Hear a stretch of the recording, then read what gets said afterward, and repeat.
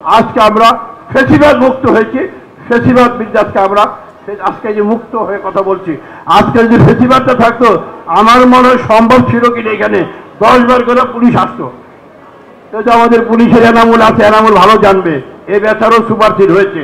আজকে এখানে 10 বার করে পুলিশ আসছে ভাই, শর্ট করে কে যাইতে জানেন দেখতে গেট দিয়ে ডিবি এসবি এনএসআই সব বসে থাকতো, কে কি কথা বলে গেলে থামাতা ধরতো, চলেন যাই। এই ছিল ফেসিবাদের অবস্থা। তাই আজকে আমরা অনুরোধ করেছি এই পরিবারগুলোকে আমরা সম্মান জানাবো। তারা হলো জাতির বীর, তাদের হলো সূর্য সন্তান, তাদের জন্য আজকে আমরা ফেসিবাদ মুক্ত হয়েছে। তাই সম্মানিত নেতৃবৃন্দ, আজকে আপনারা যারা ঢাকা কলেজের ভাইরা এখানে আছেন, সবার মধ্যে উদাহরণ হবেন। আমাদের পূর্বের বক্তা রিজি ভাই বলে গিয়েছে, খুব সুন্দর কথা বলেছে, এখন দেশ গড়ার সময় আপনারা যার যার অবস্থান থেকে দেশটাকে একটি সামনের দিকে নিয়ে যাই। এই দেশ আমাদের, এই দেশ কারো না। কেউ আইসা আমাদেরকে, আমাদের মহাসচিব এই কথাগুলো বলেন বলেন, এই দেশটা আমাদের, এই দেশটা আমাদেরই করতে হবে।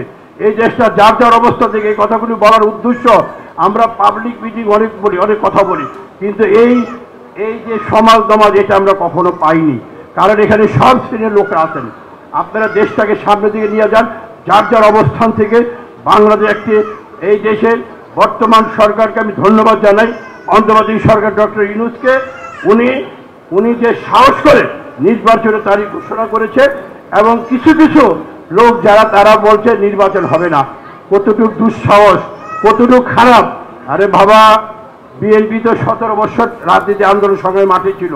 আমাদের নামে খালেদা জিয়া একজন এদেশের মহিষীন, এই দেশের একজন মহিষীন নারী, যে নারী নাকি বাংলাদেশের গণতন্ত্রের মানুষ কন্যা।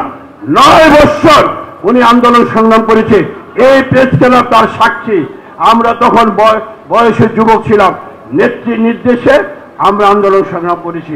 খালেদা জিয়া কিন্তু হাসিনার সাথে কোনোদিন আপোষ করেন, এর সাথে সাথে কোনোদিনও করে নেই। সেই মহিলাকে 8 বছর সাজা দিয়েছে। আমাদের ভারতবর্ষের চেয়ারম্যান জনাব তারেক রহমানকে ওনাকে মিথ্যা মামলা দিয়ে ফাঁসির দণ্ডে দণ্ডিত করা হয়েছিল, সেটা কার্যকরিত হয় নাই। মহান রাব্বুল আলামিনের একটা কথা আছে, রাখে আল্লাহ মারেকে পারেনি। সেই জন্য আজকে আমরা এখানে সবাই একত্রিত হয়েছি, ফেসিবাদ মুক্ত হয়েছে।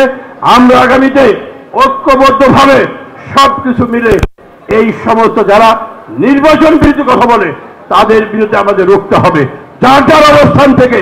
কারণ তাহলে কি ফেসিবাদকে আবার দাওয়াত ফিরে নিয়ে আসতে চান? আপনারা কি চান? আপনারা কি ফেসিবাদকে নিয়ে আসতে চান? কখনো বাংলাদেশে ফেসিবাদ আর আসবে না, আসার কোনো সুযোগও নাই।